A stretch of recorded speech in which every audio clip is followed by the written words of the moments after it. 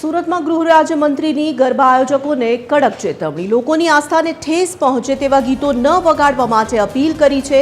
નવરાત્રી માતાજીની ભક્તિ અને આરાધના કરવાનો તહેવાર છે। હર્ષ સંઘવીએ આપ્યું છે આ નિવેદન। સાથે જ કહ્યું કે આસ્થાને ઠેસ પહોંચે તેવા ગીતો વગાડ્યા તો કડક કાર્યવાહી થશે। હર્ષ સંઘવીએ અંબિકા નિકેતન મંદિરમાં માતાજીના દર્શન કર્યા। ભક્તોની સુરક્ષાને લઈને મંદિરમાં ચુસ્ત બંદોબસ્ત ગોઠવાયો। ખેલૈયાઓ મોડી રાત સુધી ગરબે રમી શકશે તે નિવેદન પણ ફરી એક વખત હર્ષ સંઘવીએ દોહરાવ્યું હતું।